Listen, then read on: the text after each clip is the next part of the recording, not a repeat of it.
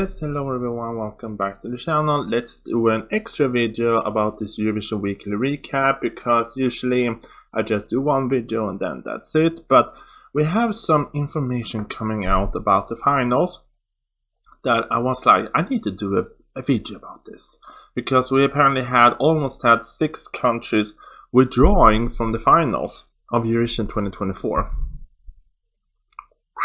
I have a lot to say, but let's talk first about the fact that Latvia may be withdrawing from next year, and according to EurovisionFund.com, Latvia, the country's parliament, will discuss a potential withdrawal from Eurovision. Why? Latvia managed to qualify to the grand finale for Eurovision this year. This is for the first time since 2016. So hey, Sweden, it helps in Sweden. And yeah, Latvia has had some questionable songs after that, but even that wasn't enough for a large amount of citizens that are calling for the country's withdrawal from the contest. Oh, I mean, so you're blaming us, who are voting, because you don't send quality. Got it. Okay. The country's withdrawal will be discussed in the Parliament of Latvia following the citizen initiative. In details, more than 11,300 signatures of Latvian citizens were collected on the Mana Balss platform in favor of Latvia's withdrawal from Eurovision and allegation of money to the allocation of money to sports. Since the proposal has been signed by more than 10,000 citizens, it will be discussed by the Saeima, the legislative body of the Republic of Latvia, and the author on this one, Kristap Bogdanovic, said, when I first saw this headline, I thought it was that the politicians in Latvia was like, no, we withdraw from the competition. Kind of a little bit what Turkey did. That fact that Erdogan doesn't think that Eurovision is a good idea anymore. So when I'm reading it now, I'll be like, so Latvia wants to withdraw from the competition because they think that we have punished them throughout the years that we don't vote for them. But have you seen the acts? Wait, I need to pull back up my phone. Let's see, I don't recall. What have you sent since 2016? I remember Just and Heartbreaker. I love that song. That was an excellent song. Let's see, Latvia, Eurovision. Dancing Hollow, it was amazing. So, let's see, what have Latvia sent for the last 8 years?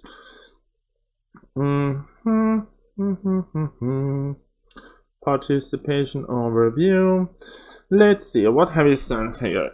In 2017 you sent Triana Park in line, and she didn't qualify. She came last. Girl, she couldn't sing. And then you have Laura Risotto with Funny Girl in 2018, and she came 12. I think that was an okay song, but regardless. And then you have Carousel that night 2019. Wait, what? I think I recall I saying about that. Yeah, if I look, yeah, I think that was a song that I think I liked the song, but it didn't fit in with Eurovision. It was a nice song, but I think that song didn't fit in with Eurovision overall. So it was not the fact that it was a bad song. I just think it was the wrong venue. And then Samantha Tina, 2020, she didn't qualify. Obviously, 2020 was cancelled. And then you had Samantha Tina again with The Moon is Rising, and she came last.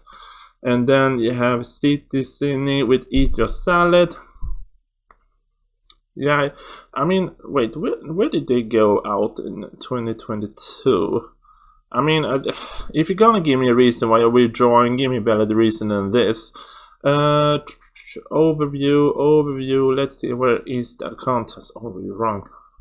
Yeah, you are in the dead placement spot. So, and then you have Southern Lights and IA last year. They came 11th, and they were actually very close to qualifying. So, I'm gonna say, do I think Latvia's reasoning for not going through is the correct one.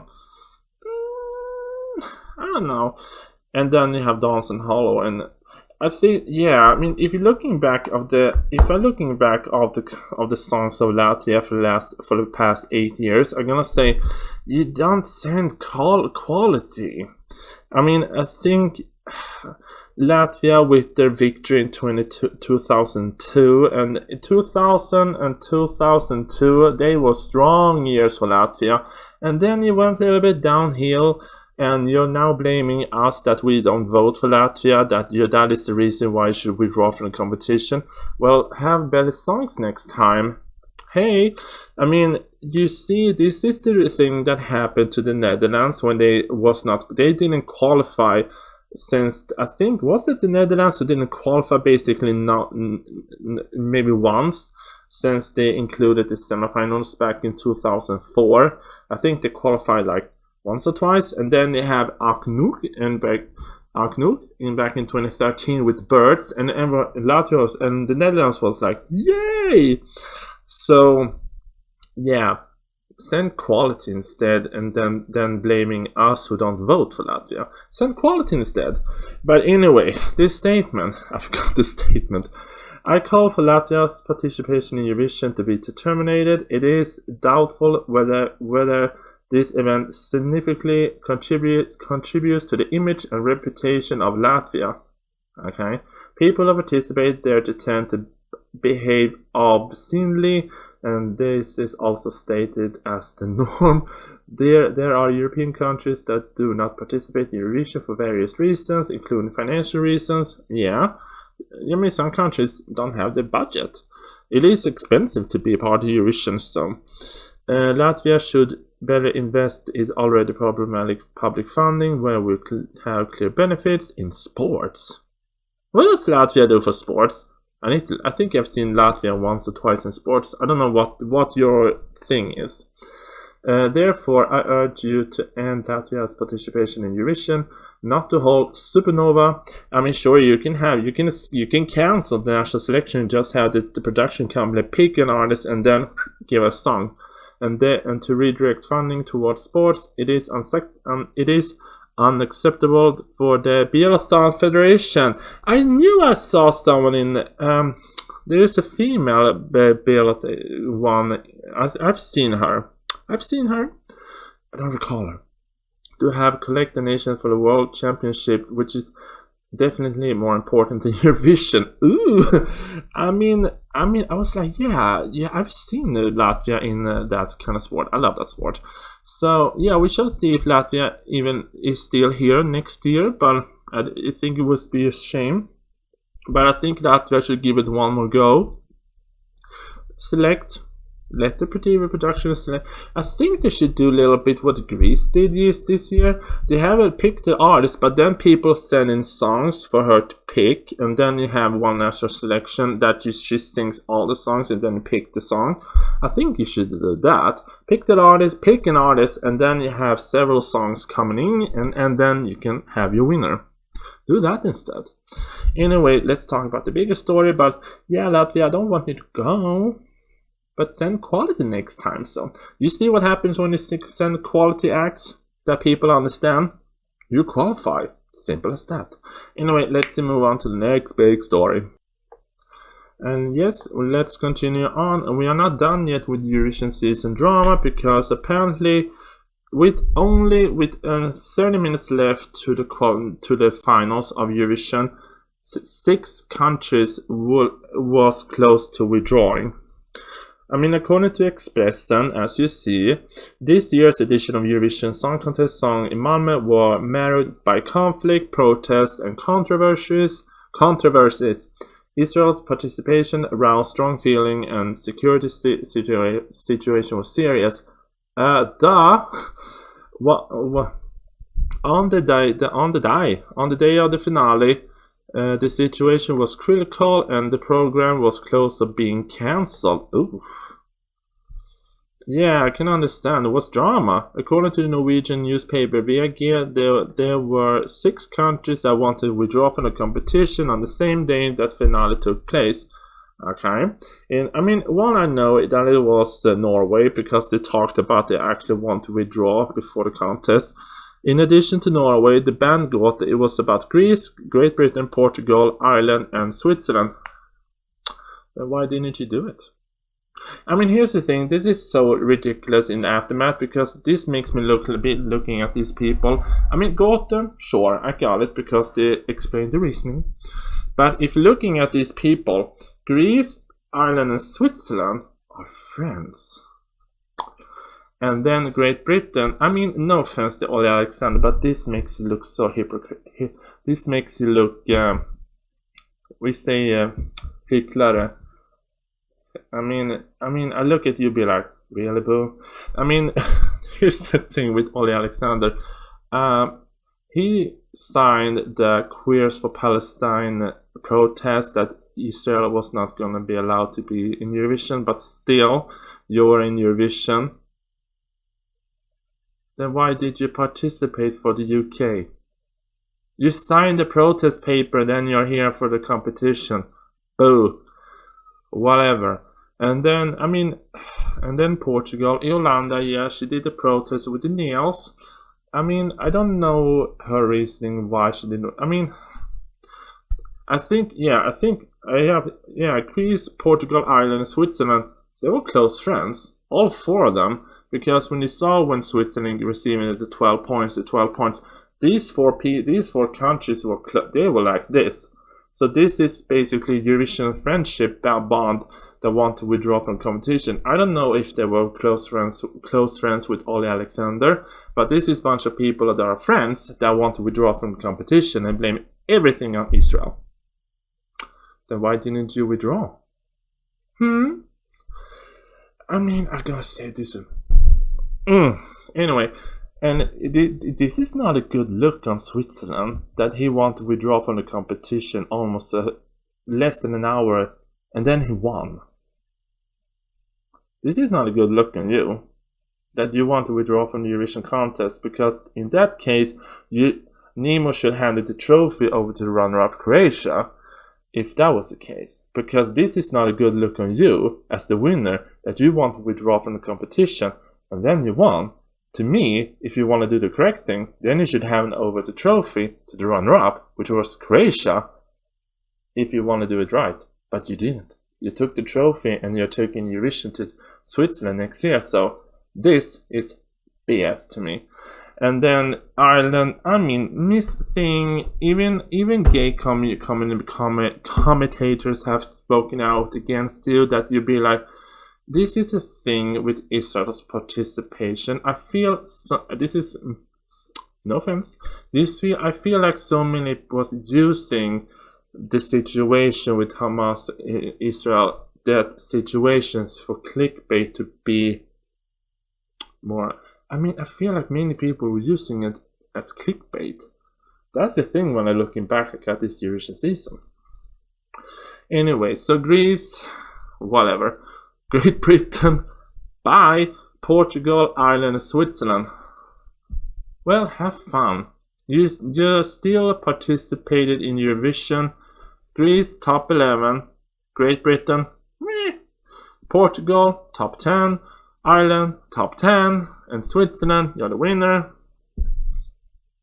I mean, I cannot care less about except Norway and Gote, because I think Gote and Norway gave me a good explanation of why they want to withdraw from competition. I think they are the only one of these 6 countries that gave me a good reason. The other 5, bye Felicia. Anyway, let's read them more. And according to VG, I'm so annoyed. There were mainly 3 things that contributed. It was the Israel participated in the competition, but the thing is that if that is the case, then Azerbaijan should not be allowed to be there too, because they are on and off conflict against Armenia for the last 100 years, it feels. And it was the security situation linked to it. Well, duh, did you see the protests outside? I mean, here's the thing, they're gonna put the blame on Eden Golan. If the Eurovision fans out there actually behaved like decent, civilized human being, we wouldn't need the whole protest and security. So why are you blaming it on her? Blaming it on the fans that were protesting, booing, and didn't behave like civilized human beings. She was the one who was in lockdown. You 6 countries, you can run around and be amongst the fans. She couldn't. And even the Eurovision fans from Israel was told not to come because of the security reasons. So don't put the blame on her. Put the blame on the toxic Eurovision fans out there. And the disqualification of the Netherlands entry Joyce Klein with Europe House shortly before the finals. I'm gonna say this: if he's guilty, if he's guilty of misbehaving, this is such a bad look for all y'all. So you can think it is a little bit unfair that he was disqualified, but if he broke the rules and then he's found guilty, this is not a good look on you again. So sip it. Also, I want to say that it was the sum of series of events over time, which meant that the EBU has to sit in with several crisis meetings with artists and delegation leaders, says Stig Carlson, Norwegian's delegation leader during Eurovision. It was over half an hour before the finals were to start. The 6 countries agreed with the organization EBU and SVT to stand up, and in the end it was Switzerland and EMO who took home the competition. It's not a good look that you did this, because they're not looking at you be like, then you shouldn't have won. You shouldn't have won this. Because no offense to Nemo and the co, now this makes me look at you be like, you shouldn't have won the competition. Sorry, you should not have done it. Anyway, let's wrap this up. According to Stig Carlson, this year's competition is now being discussed in internal meetings, and the matter will be passed on to Eurovision or the EBU. Yeah, I think this year was chaotic in so many ways, and it is such a shame that Eden Golan basically got the blame for everything.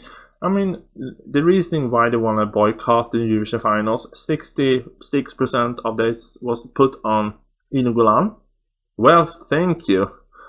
And like I said in an Instagram comment, I was like, who are you representing?